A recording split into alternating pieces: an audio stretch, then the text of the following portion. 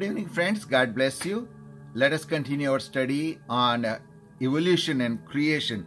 And recently we are studying about dinosaur. And today we are going to look at particular two passages in the Bible. It talks about dinosaurs. But like I have said earlier, dinosaur word was not present or invented until 1841.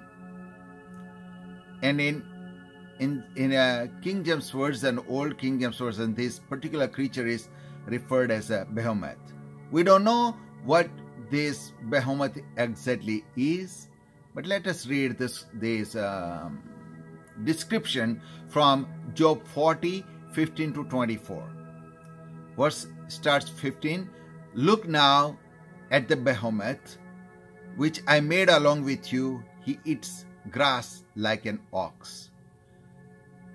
So God is saying that this behemoth creature, God has created when He created the whole universe in Genesis,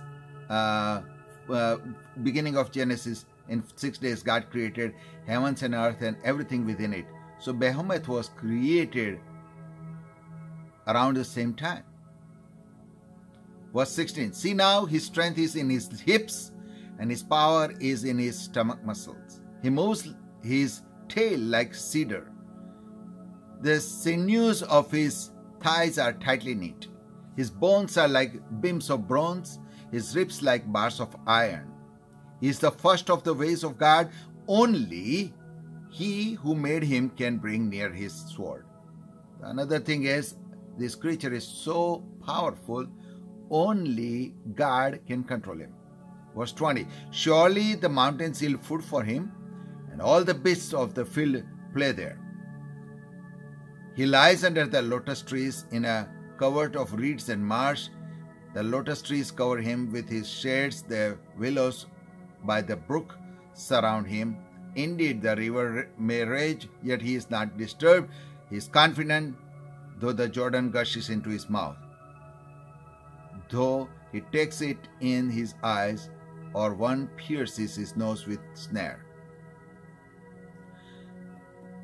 The description of Behomoth in Job 40 gives us the idea of this huge creature which is unstoppable, fearless. Also, verse 15 says that this particular creature was a plant eater. Verse 21 to 23 tells us that this creature lives near the water. Verse 23 also says that it is a home. If it is at home in a flooded, raging river, is not disturbed. Verse 16 and 18 says that this behemoth is very strong and muscular. Verse 19 says that it ranks first among the works of God, and only God can control him. Verse 17 says that behemoth has a massive tail that sways like a cedar. Verse 24 says that hunting the behemoth is useless because it cannot be captured. Some commentators has identified behemoth as a hippopotamus. Some has called it is a rhinoceros. Some has called him elephant. However, verse 17 is very clear that this behemoth has a tail, very long tail, just like a cedar. And if you look at the rhinoceros or hippopotamus or elephant, they have a rope-like tail. So behemoth is not even close to rhinoceros or elephant or hippopotamus. Now, if you look at the current dinosaur description we knew from the skeletons, it looks like this is some kind of sauropods. Particularly, it could be Diplodocus or Apatosaurus, because these are the large land animals 10 times heavier than elephants, They are marsh-loving, plant-eating, had a tail like trees, and could truly be very powerful. So, Behomoth, by description in Job 40, is close to sauropods, but it is not close to elephant or rhino or hippopotamus. Let us look at one more animal that is described in Job also, that you will find in Job 41. Particularly if you look into Job 41, verse 1 and 2, verse 7, and verses 12 to 32. The description of this creature here in Job 41 is called Liviathan. And there is nothing that is equivalent to Liviathan that we know of today. Let us read the scriptures. Job 41, 1 and 2, 7, 12, and 12 to 32. Can you draw out Liviathan with a hook, or snare his tongue with a line which you lower? Can you put a reed through his nose, or pierce his jaw with a hook? Can you fill his skin with harpoons, or his head with fishing spears? I will not conceal his limbs, his mighty power, or his graceful proportions. Who can remove his outer coat? Who can approach him with a double bridle? Who can open the doors of his face with his terrible teeth all around? His rows of scales are his pride, shut up tightly as with a seal. One is so near another that no air can come between them. They are joined one to another, they stick together and cannot be parted. His sneezings flash forth light, and his eyes are like the eyelids of the morning. Out of his mouth go burning light, sparks of fire shoot out. Smoke goes out of his nostrils as from a boiling pot, and burning rushes. His breath kindles coals, and a flame goes out of his mouth. Strength dwells in his neck, and sorrows dances before him. The fold of his flesh are joined together, they are firm on him and cannot be moved. His heart is as hard as stone, even as hard as the lower millstone. When he raises himself up, the mighty are afraid because of his crashing, they are beside themselves. Though the sword reaches him, it cannot avail, nor does spear, dart, or javelin. He regards iron as a straw and bronze as rotten wood. The arrow cannot make him flee. Slingshots become like stubble to him. Darts are regarded as straw. He laughs at the threat of javelins. His undersides are like sharp potsherds. He spreads pointed marks in the mire. He makes the deep boil like a pot. He makes the sea like a pot of ointment.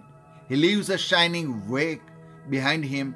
One would think the deep had white hair. Now Job 41 gives the most detail about this creature called Liviathan, which is in a sea.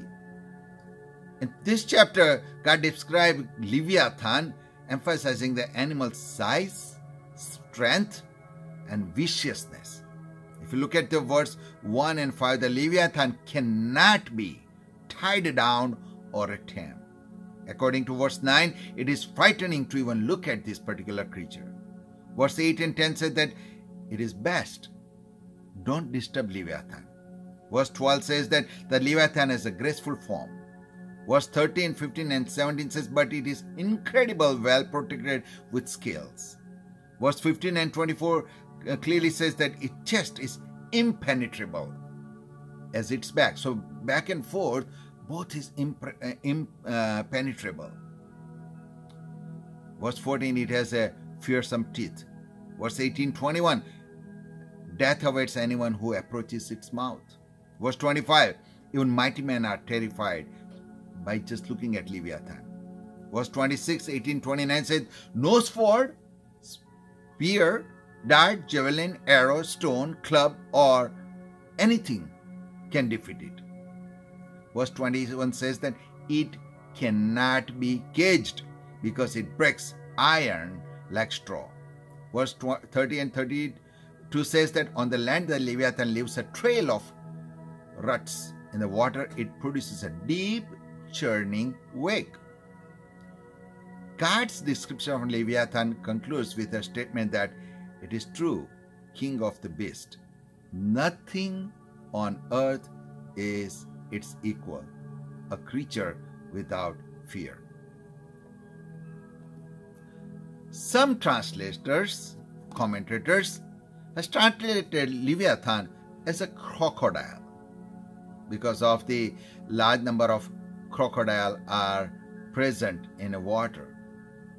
However, if you compare crocodile with this description, crocodile pales in comparison to the description given to Leviathan.